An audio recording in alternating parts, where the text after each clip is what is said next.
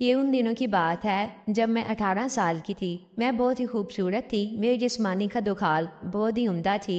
मैं तब स्कूल जाती थी। स्कूल के सब लड़के मेरी खूबसूरती के दीवाने थे। मेरे बड़े भाई लकड़ी का काम करते हैं और वो अच्छे पैसे कमाते हैं। हमारे घर में तमाम आसाइशें मौजूद हैं।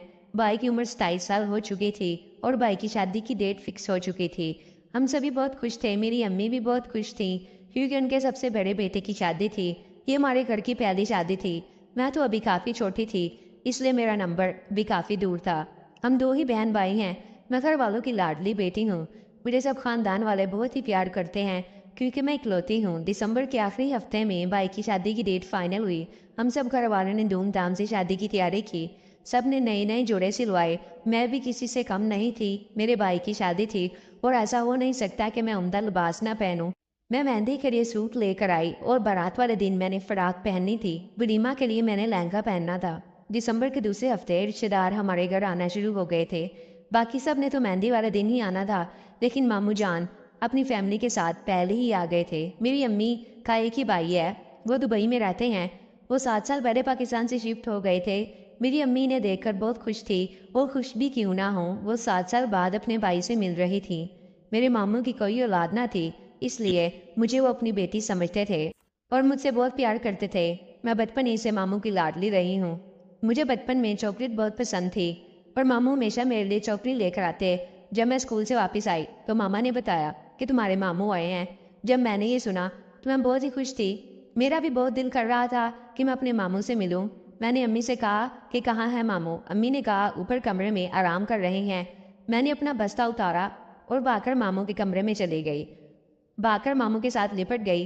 मैं मामू से मिलकर बहुत खुश थी। काफ़ी देर मामू के साथ बैठी रही, गपशप की। मामू ने मुझे कहा, राबिया तुम तो बहुत बड़ी हो गई हो, देखो पता भी नहीं चलता कब बच्चे बड़े हो जाते हैं।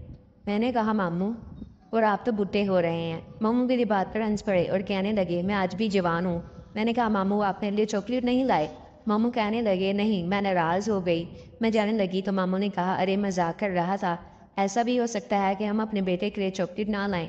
तो मैंने कहा फिर दो ना। मामू ने कहा अच्छा बाबा। फिर मामू ने एक बैग से चॉकलेट का डब्बा निकाला और मुझे 2 चॉकलेट दे दी। मैंने कहा मामू मुझे सारा डिब्बा चाहिए। मामू ने कहा इतनी भी क्या जल्दी है, ये साड़ी तुम्हारे लिए ही है, लेकिन अभी अगर मैं तुम्हें सारा डिब्बा दे दूँ तो तुम इन्हें ख़त्म करके मुझे दोबारा तंग करोगी। मैंने मामू से कहा बहुत समझदार हो गए हैं। मामू मेरी बात पर हंस दिए और कहने लगे चलो अब मेरे लिए चाय बना कर लाओ।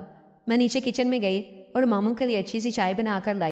मैंने मामू को चाय पेश की और कहा मुझे इजाज़त दें, मुझे स्कूल का काम करना है। ये कहकर मैं अपने कमरे में आ गई। शाम को अब्बू और भाई जब घर आए तो हम सब ने मिलकर खाना खाया। इसके बाद अब्बू और मामू ने काफ़ी देर तक बातें की और पुरानी यादें ताज़ा की। मुझे स्कूल का काफ़ी काम करना था, इसलिए मैं अपने कमरे में चली गई। रात के 11 बज चुके थे और मैं अभी तक अपना होमवर्क कर रही थी। मैं अपने कमरे में आज़ाद घूम रही थी क्योंकि मुझे पता था कि ये मेरा कमरा है। यहाँ पर कोई भी मेरी इजाज़त के बगैर नहीं आएगा।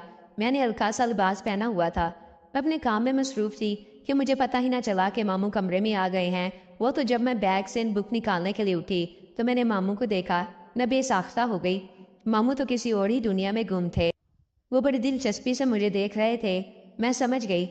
मैंने जल्दी से अपना लिबास दुरुस्त किया और कहा आप कब आए? और कहने लगे मुझे तो आधा घंटा हो गया है। मैंने कहा अच्छा। मुझे मामू का ये अंदाज बिल्कुल अच्छा नहीं लग रहा था। वो मेरे मामू थे, लेकिन वो टिकटिकी बांधकर जिस तरह मुझे घूर रहे थे, मुझे शक हो चुका था। मामू ने मुझे कहा तुम्हारे हाथ की चाय पीने आया हूँ, अगर पिला दोगी तो।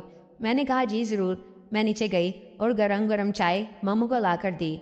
मामू ने चाय पी और मेरी तारीफ करते हुए कहा तुम्हारे हाथ की चाय पीकर तो मुझे बहुत सुकून मिल गया, और जाते हुए मुझे एक चॉकलेट दे गए। अब मामू ने अपनी हरकतों को जारी रखा और दिन ब दिन मेरे करीब होते गए।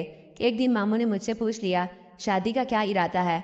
मैंने कहा अभी तो पढ़ लिख कर अपने पाँव पर खड़ी हो जाऊं, शादी भी कर लूंगी। मामू ने कहा अगर कोई लड़का पसंद हो तो मुझे बता देना, मैं तुम्हारी माँ से बात कर लूंगा। मैंने कहा नहीं नहीं, ऐसी कोई बात नहीं है।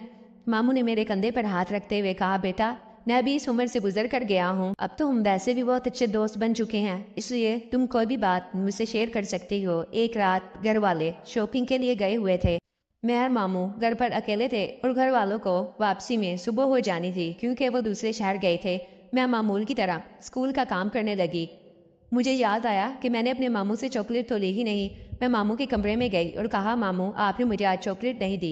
ماموں کسی سے فون پر بات کر رہے تھے، انہیں سمجھ ہی نہیں آئی میں کیا بول رہی تھی۔ میں نے 2-3 مرتبہ کہا لیکن ماموں نے نہ سنا۔